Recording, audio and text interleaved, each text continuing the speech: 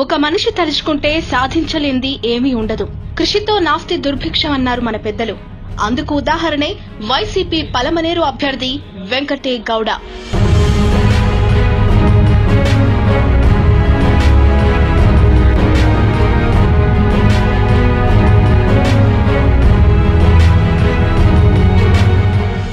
సాధారణ రైతు కుటుంబంలో జన్మించి అంచెలంచెలుగా ఎదిగి నేడు రాజకీయ రంగంలో తన సత్తా చాటేందుకు ఉవ్విళ్లూరుతున్నారు.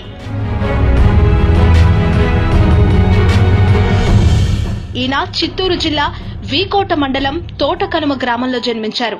తండ్రి పేరు చెంగేగౌడ. ఆయనకు ఎంత పేరుందంటే చుట్టుపక్కల గ్రామాల్లోని రైతులు సైతం చెంగేగౌడ గారి వద్ద వ్యవసాయం సంబంధిత మెళకులు నేర్చుకున్నవారే. ఆయన సలహాలు పాటిస్తే చాలు పంటలు బాగా పండుతాయని అక్కడి ప్రజల నమ్మకం. అందరిలాగా పై చదువులు చదివి ఉద్యోగాలు చేయాలి అనే ఆలోచన కాకుండా ప్రజలకి ఉపయోగపడే పని చేయాలనే ఉద్దేశంతో సొంత భూమిలో వ్యవసాయం చేయాలని నిర్ణయించుకున్న మహానేత వెంకటే గౌడ.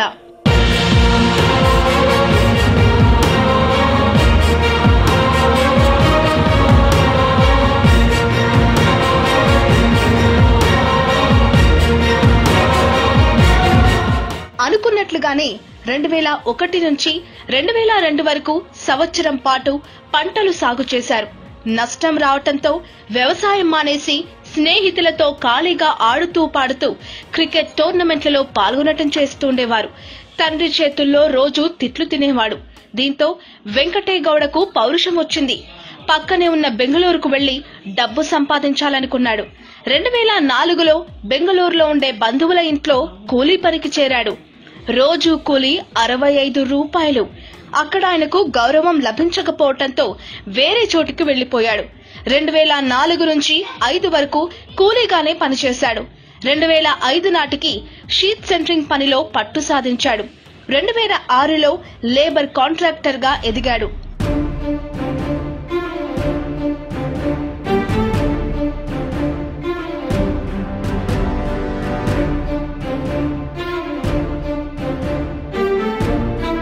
అనతి కాలంలోనే 2008 నాటికి బిల్డర్ గా మారాడు.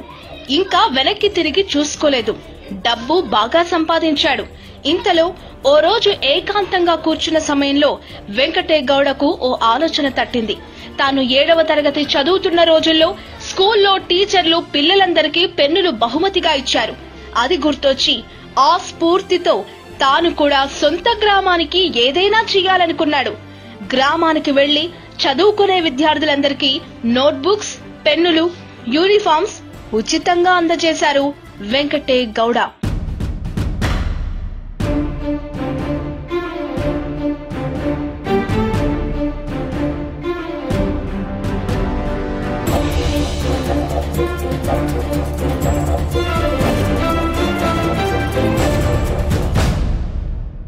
ఆ తర్వాత కొన్నాళ్లకు వీకోట మండలంలోని అన్ని ప్రభుత్వ పాఠశాలల్లోని విద్యార్థులకు ఉచితంగా పెన్నులు, పుస్తకాలు, యూనిఫామ్స్ అందించారు.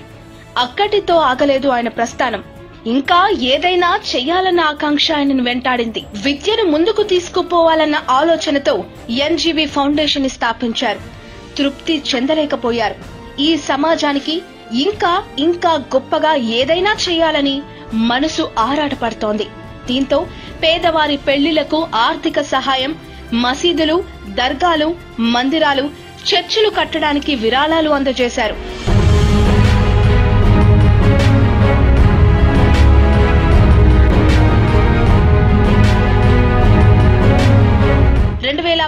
లో ఈయన సేవలను గుర్తించిన పాండిచ్చేరి ప్రభుత్వం గౌరవ డాక్టరేట్ ని ప్రదానం చేసింది. వెంకటే గౌడ ఇప్పటి వరకు నియోజకవర్గంలో దాదాపు 10,000 మంది విద్యార్థులకు సహాయక సహకారాలు అందించారు. నియోజకవర్గంలో ఏ మూలకెళ్లినా అక్కడి ప్రజలు పడే బాధ చూసి చలించిపోయేవారు.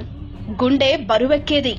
పేదల సమస్యలు పట్టించుకోవాల్సిన రాజకీయ నాయకులు నిమ్మకు నీరెత్తినట్లు వ్యవహరించడం చూసి బాధపడ్డాడు. దీంతో పేద ప్రజలకి తన సేవలు మరింత చేరువ కావాలంటే రాజకీయాల్లోకి రావాల్సిందేనని నిశ్చయించుకున్నాడు. వెంకటే గౌడ చేసిన సేవలు, ఆయనకున్న ప్రజాబలం గుర్తించిన వైఎస్ఆర్ కాంగ్రెస్ పార్టీ పలమనేరు అభ్యర్థిగా టికెట్ ఖరారు చేసింది.